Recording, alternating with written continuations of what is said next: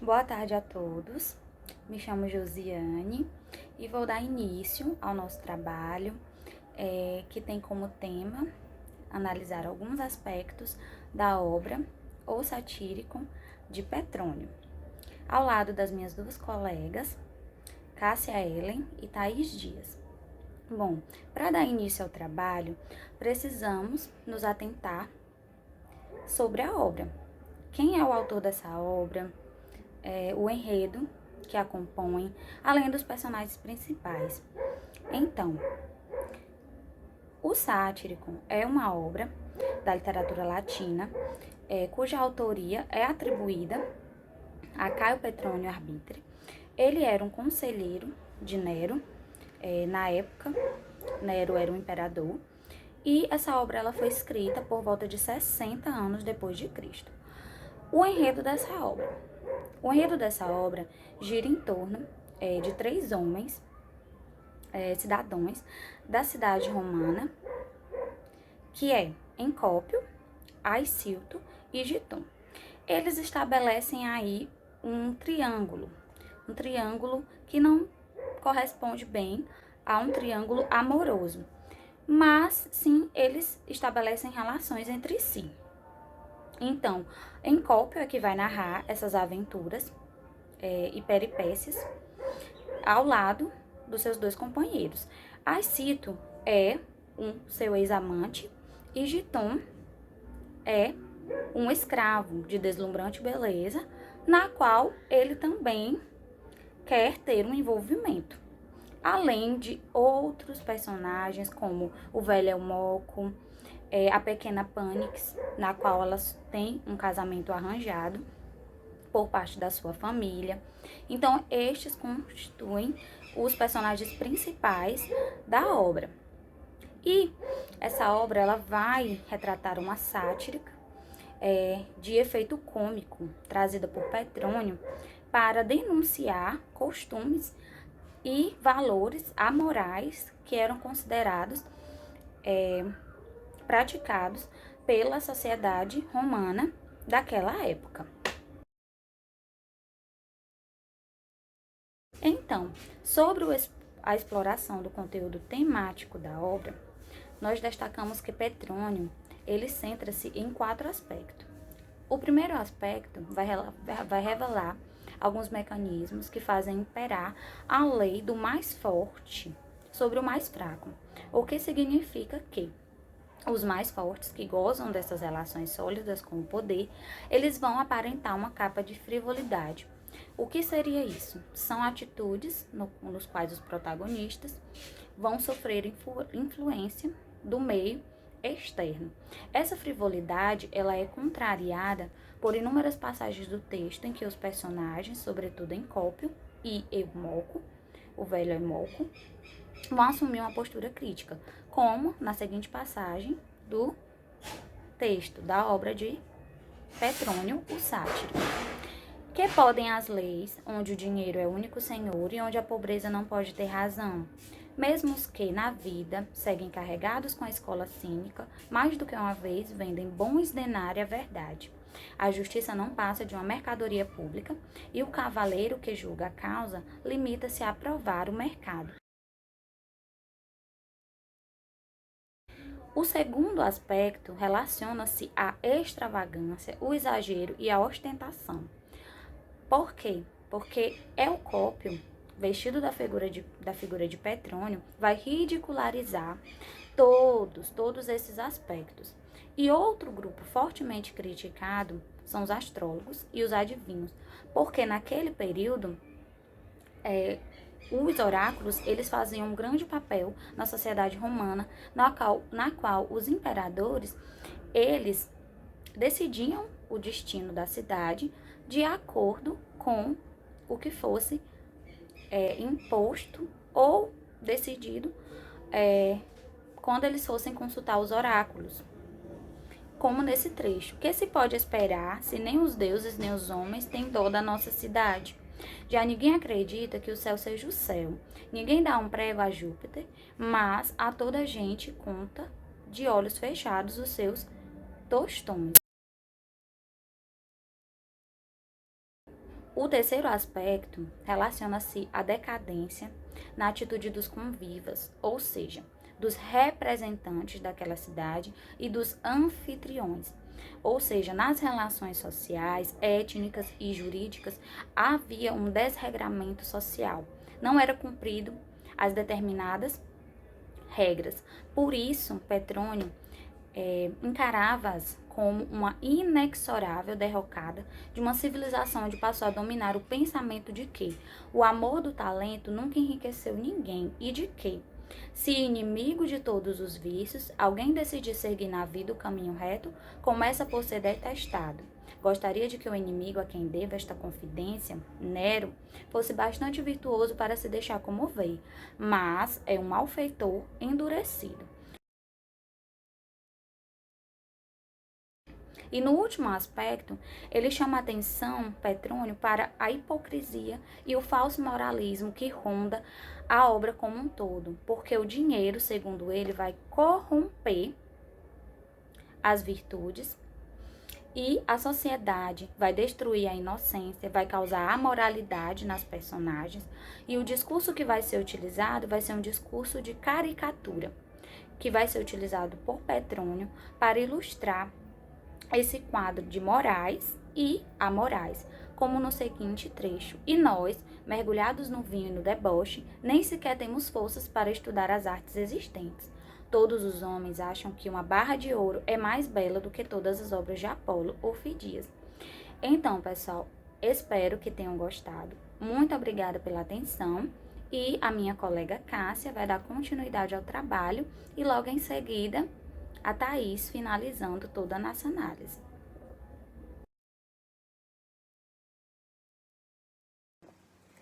Dando continuidade ao trabalho, eu trouxe duas temáticas na qual é abordado na obra, que trata-se sobre a pobreza em satírico e também sobre a questão da temas revelantes que tratam sobre a morte. Então, vários autores eles têm vindo a mostrar interesse pela questão da pobreza e presente em um satírico, a forma como o problema afetava a sociedade romana e de como continuava a relação com províncias anexadas e geridas, e depois pelo Império, que a sobrecarregava como pesadíssimas taxas de impostos. E aqui eu trouxe um texto, um trecho sobre a fala de Fábio Favessani, que foi publicado na Revista Brasileira de História da Universidade de São Paulo. A questão da pobreza na obra de Petrônio passa pelo posicionamento dos agentes sociais nas relações de poder. Favessani dá a entender que a classe pobre de então viveria à mercê da boa vontade e do grau de generosidade dos ricos, concluindo que a plebe não poderia viver sem qualquer tipo de estratégia que lhe garantisse ao menos o sustento.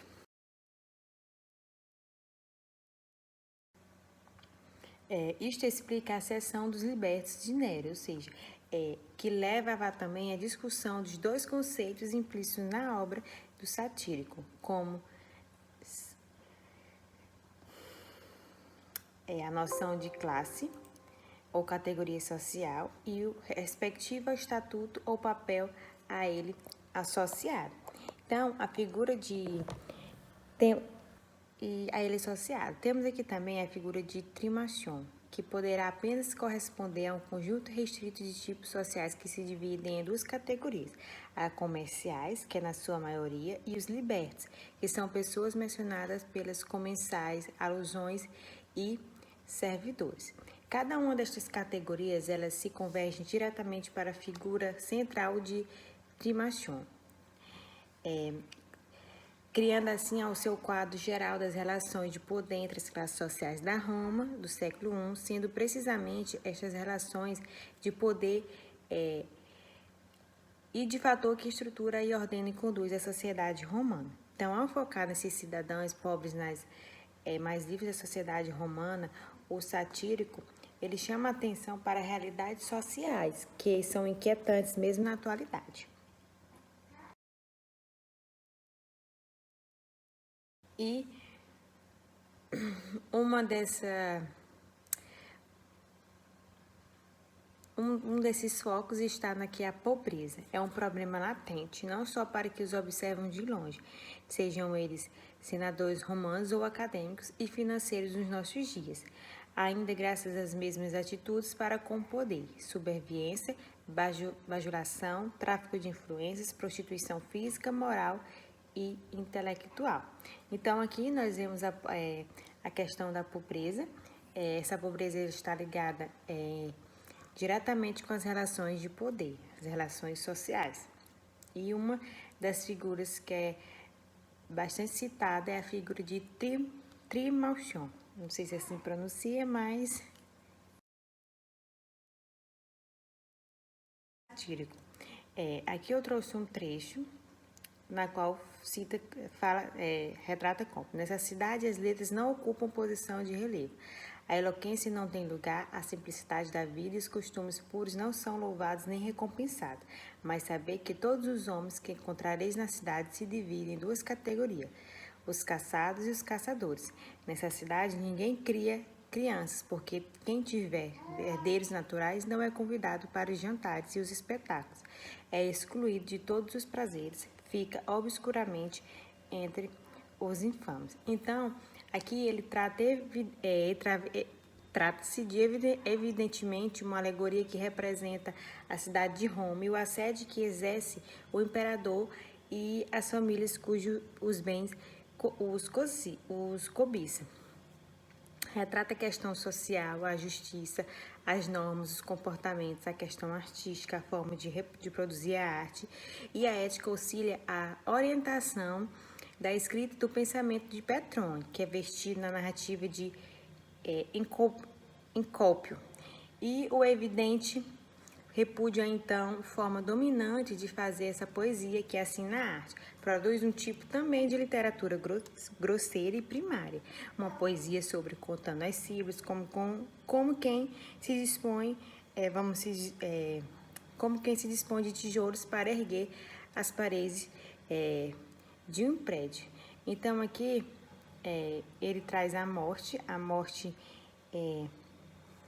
vista de outras formas, de outras maneiras, e esses dois temas são basicamente relatados na obra. São temas um pouco complicados de se analisar, mas eu trouxe para vocês basicamente a perspectiva do que o autor traz na obra.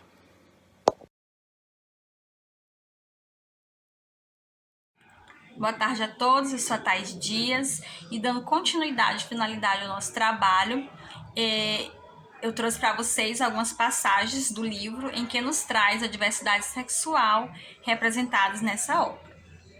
Então, pessoal, diferente da nossa percepção, né, que temos hoje na nossa atualidade, o tempo, a época retratada, né, nessa obra, as relações não eram vistas como relações homoafetivas, heterossexuais ou qualquer tipo de rotulação. Elas eram vistas, elas eram percebidas como coisas naturais, né? Coisas naturais do ser humano. Ainda não existia pecados que impedissem o desejo, a vontade de homens, de mulheres, de jovens ou de velhos. Então temos aí, né, o principal ponto relacionado à sexualidade representado nessa obra, que é o trio erótico central dos protagonistas, Eucópio, Acilto e o Giton. Começa por eles, né, que são os três principais personagens dessa obra. E temos aí alguns trechos, né, em que nos revela isso. Trechos da obra. Tu, que em um certo bosque, em um certo dia, fizeste uso de mim, como Ganimedes, para satisfazer tua lubricidade, do mesmo modo como hoje. Aqui, nessa hospedaria, usa esse menino. Ah, mas que estás fazendo, homens de bem? Como? Metidos dois debaixo da mesma coberta, como se não satisfeito com seu sarcasmo, o miserável tirou sua cinta de couro e começou a espancar-me violentamente, falando com ousadia. Mais uma vez, isso te ensinará a jamais romperes com Acilto. Então, esse trecho, pessoal, é o trecho em que basicamente o Acilto flagra, né, o Encópio com o Giton, os dois tendo relações. Então daí começa a surgir esse trio amoroso que se estende durante todo o enredo, pois eles ficam nesse vai e vem, termina, volta. Então por isso que esse é o ponto inicial, né, dessa sexualidade representada nessa obra.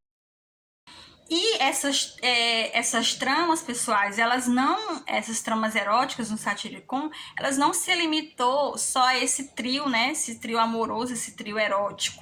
Como eu já falei para vocês, as relações elas não eram vistas como rotulações, como hoje, né? A gente vê. Os indivíduos eles se envolviam com homens, com mulheres, de acordo com os preceitos, né, sociais determinados pela época. E temos também esses dois trechos aí em que vocês podem observar, esses dois trechos da obra, em que esse primeiro trecho, ele se refere-se à voracidade da mulher nobre, né, no desejo sexual delas, pois elas, nesse trecho, ela manda a sua escrava ir atrás de Encope, quando ela avista ele na cidade, manda ela ir atrás dele, e ele finge-se ser um escravo. Então também traz nesse trecho a prostituição masculina, porque ele mente para ela dizendo que é um escravo, então ele se vende, para ela satisfazer os seus desejos sexuais. Então, mais uma vez, temos aí a sexualidade representada nessa obra, né? E nesse outro trecho, nesse último trecho em que eu trouxe para vocês, ele está relacionado ao personagem, a um velho chamado Eumopo, que ele foi despertado, o desejo dele por um garoto, um jovem, né? Na qual ele se torna até tutor dele, para que esse garoto também desperte esse desejo por ele. Então, se fosse os nossos dias atuais, né, isso seria um assédio sexual ou uma pedofilia, porque ele já é um velho e esse garoto ainda é um jovem, uma criança, um adolescente. Então, pessoal, ao longo de todas essas narrações, ocorre, né, essas práticas orgíacas, heterossexuais, homossexuais, onde os personagens vão viajando, fazendo suas viagens e vão participando e encontrando todas essas coisas. E no que no geral não despertava nenhum estranhamento ou algo do tipo, né? Porque isso, como eu já falei para vocês, era bem natural da época. Então é isso, eu espero que vocês tenham gostado e obrigado pela atenção de todos.